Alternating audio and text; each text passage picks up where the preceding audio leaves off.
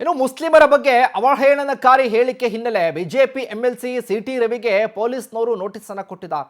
ಮುಲ್ಲಾ ಪದ ಬಳಕೆ ಮಾಡಿದ್ದಂಥ MLC city Ravi ಅವರು ಮುಸ್ಲಿಮರ ಬಗ್ಗೆ ಅವಹೇಳನಕಾರಿ ಹೇಳಿಕೆ ಹಿನ್ನೆಲೆ ಬಿಜೆಪಿಯ ಎಂಎಲ್ಸಿ ಸಿಟಿ ರವಿಗೆ ಪೊಲೀಸ್ನವರ ನೋಟಿಸ್. ಯಾಕಂದ್ರೆ ಮಾತನಾಡುವಂಥ ಬರದಲ್ಲಿ ಮುಲ್ಲಾ ಪದ ಅಂತ ಬಳಕೆ ಮಾಡಿದ್ರು ಎಂಎಲ್ಸಿ ಸಿಟಿ ರವಿ. ಚಿಕ್ಕಮಗಳೂರು ನಗರ ಪೊಲೀಸರಿಂದ ನೋಟಿಸ್ ಜಾರಿಯಾಗಿದೆ. ಇಂದು ಪೊಲೀಸ್ ವಿಚಾರಣೆಗೆ ಹಾಜರಾಗ್ತಾರಾ ಸಿಟಿ ರವಿ ಅನ್ನುವಂಥ ಪ್ರಶ್ನೆ. ಚಿಕ್ಕಮಗಳೂರಿನ ಬಸವನಹಳ್ಳಿಯ ಸಿಟಿ ರವಿ ಅವರ ನಿವಾಸ. ನಿನ್ನೆ ಮನೆಗೆ ಹೋಗಿ ನೋಟಿಸನ್ನ ಕೊಡುವಂಥ ಸಂದರ್ಭ ಹೈಡ್ರಾಮಾ ಆಗಿತ್ತು. ನೋಟಿಸ್ ಅಂಟಿಸೋದಕ್ಕೆ ಬಿಡದೆ ಕಾರ್ಯಕರ್ತರು ಗಲಾಟೆ ಮಾಡಿದ್ರು. ಮುಸ್ಲಿಮರ ಬಗ್ಗೆ ಅವಹೇಳನಕಾರಿ ಹೇಳಿಕೆ ಹಿನ್ನೆಲೆ ನೋಟಿಸ್ ಜಾರಿಯಾಗಿತ್ತು ಎಂಎಲ್ಸಿ ಸಿಟಿ ರವಿ ಅವರಿಗೆ. ಆ ಸಂದರ್ಭದಲ್ಲಿ ಕಾರ್ಯಕರ್ತರ ನಡುವೆ ವಾದ ಪ್ರತಿವಾದ ಆಗಿತ್ತು.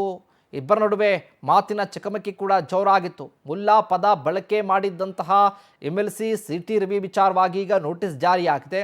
ಈ ನೋಟಿಸ್ ಹಿನ್ನೆಲೆ ವಿಚಾರಣೆಗೆ ಹಾಜರಾಗ್ತಾರಾ ಅನ್ನುವಂಥ ಪ್ರಶ್ನೆ ಈಗ ಶುರುವಾಗಿರೋದು.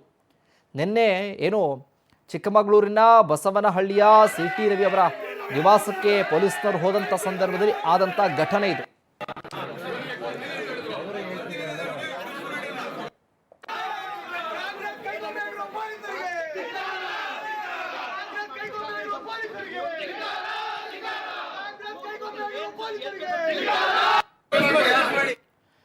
ಎಸ್ನಿದೆ ವಿಚಾರಕ್ಕೆ ಸಂಬಂಧಪಟ್ಟ ಹಾಗೆ ಹೆಚ್ಚಿನ ಅಪ್ಡೇಟ್ಸ್ ಅನ್ನು ಕೊಡ್ತಾರೆ ನಮ್ಮ ಪ್ರತಿನಿಧಿ ಸಚಿನ್ ಶೆಟ್ಟಿ. ಫೋನ್ ಸಂಪರ್ಕದಲ್ಲಿ ಜಾಯ್ನ್ ಆಗ್ತಿದ್ದಾರೆ.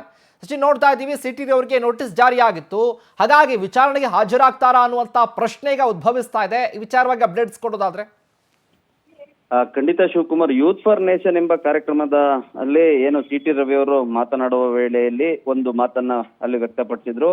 ಮುಲ್ಲನಿಗೂ ಈ ನೀಟ್ ಎಕ್ಸಾಮ್ಗೂ ಏನು ಸಂಬಂಧ, ಮುಲ್ಲನಿಗೆ ಆ ಒಂದು ಏನು ಜಂತರ್ ಮಂತರ್ನಲ್ಲಿ ಏನ್ ಕೆಲಸ, ಪ್ರತಿಭಟನೆಯಲ್ಲಿ ಏನು ಕೆಲಸ ಎಂಬ ಮಾತನ್ನ ಉಲ್ಲೇಖಿಸಿ ಮಾತನಾಡಿದ್ರು. ಈ ಸಂಬಂಧ ಮುಸ್ಲಿಂ ಮುಖಂಡರು ಚಿಕ್ಕಮಗಳೂರು ನಗರ ಠಾಣೆಯಲ್ಲಿ ಒಂದು ಪ್ರಕರಣ ಕೂಡ ದಾಖಲು ಮಾಡಿದ್ರು. ಅಂದ್ರೆ ಮುಸ್ಲಿಂ ಸಮುದಾಯದನ್ನ ಗುರಿಯಾಗಿಸಿ ಮುಸ್ಲಿಂರ ವಿರುದ್ಧ ಸಿಟಿ ರವಿ ಅವರು ಅವಹೇಳನಕಾರಿಯಾಗಿ ಮಾತನಾಡಿದರೆ ಅವರ ವಿರುದ್ಧ ಕ್ರಮ ಆಗ್ಬೇಕು ಅಂತ ಹೇಳ್ಬಿಟ್ಟು ಒಂದು ಪ್ರಕರಣ ದಾಖಲು ಮಾಡಿದ್ರು. ಪ್ರಕರಣ ಸಂಬಂಧ ನಿನ್ನೆ ಏನು ಮಧ್ಯಾಹ್ನ ಸುಮಾರಿಗೆ ಸಿಟಿ ರವಿ ಅವರ ಮನೆಗೆ ತೆರಳಿ ನೋಟಿಸ್ ಕೊಡುವಂತ ಕೆಲಸಕ್ಕೆ ಪೊಲೀಸರು ಮುಂದಾಗಿದ್ರು. ಈ ಒಂದು ಸಂದರ್ಭದಲ್ಲಿ ಬಿಜೆಪಿ ಕಾರ್ಯಕರ್ತರು ಮತ್ತು ಪೊಲೀಸರ ನಡುವೆ ಮಾತಿನ ಚಕಮಕಿ ನಡೀತು.